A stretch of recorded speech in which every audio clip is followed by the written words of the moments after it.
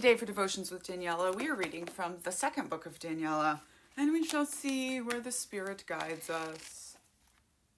Language shapes identity and belief.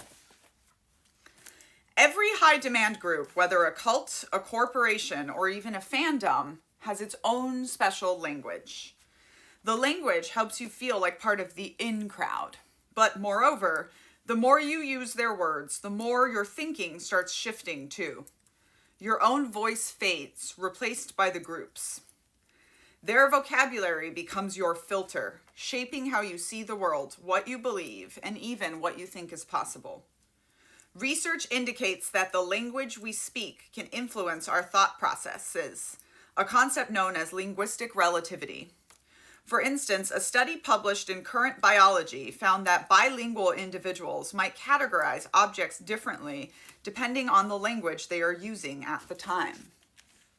There's another study that shows that we think differently in different languages. Like we think more passionately in Latin, or we think more bureaucratically in German, etc. Margaret Singer describes this process as a key to cult indoctrination. When you affirm that you accept and understand the ideology by beginning to talk in the simple catchphrases particular to the groups. At first, you might be repeating phrases without fully understanding them, but the more you speak them, the more they take hold. Amanda Montell tells us, speech is the first thing we're willing to change about ourselves, and it's also the last thing we let go.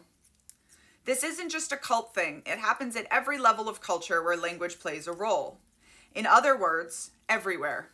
Noam Chomsky in Manufacturing Consent explains how mass media uses language to shape public opinion. The mass media serve as a system for communicating messages and symbols, to inculcate individuals with the values, beliefs, and codes of behavior that will integrate them into institutional structures of the larger society. Beyond informing us, words can be used to define power and shape belief. Take corporate jargon. Ever sat through a meeting full of synergy, disruptive innovation, and low-hanging fruit? Stephen Poole, writing for The Guardian, calls it what it is. Bureaucraties is a maddeningly viral kind of unspeak, engineered to deflect blame, complicate simple ideas, obscure problems, and perpetuate power relations. Complex language makes it harder to challenge the system.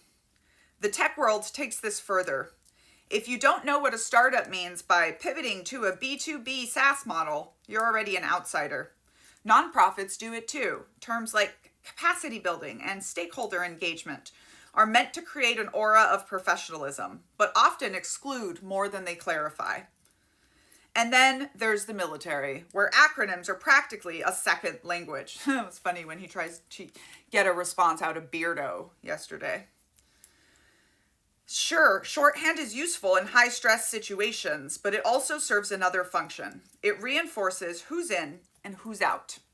Business Insider notes that while every U.S. region has its own slang, nothing compares to the military lexicon, where service members set themselves apart by speaking in acronyms like, I was on the fob when IDF hit, so I radioed the talk. This language sticks long after people leave the military, reinforcing a bond that's hard to break, and also making it really hard for them to talk about their experiences to civilians. Because you have to say that sentence, you would have to say, I was on the military base, the forward deployed operating base, when the rocket attack hit, and so I had to call into the Tactical Operations Center to report that I was okay. Academia is no different. Scholars use terms like epistemology and positionality and inter-rater reliability as if they're common knowledge.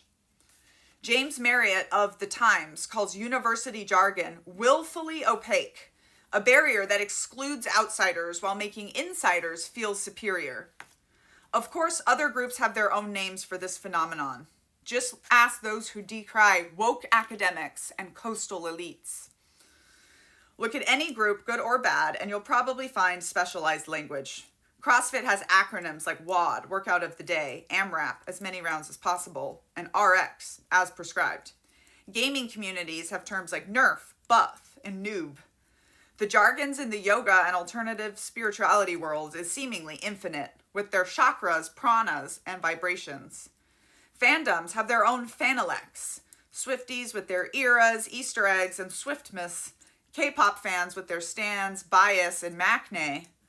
AA has the big book, HP.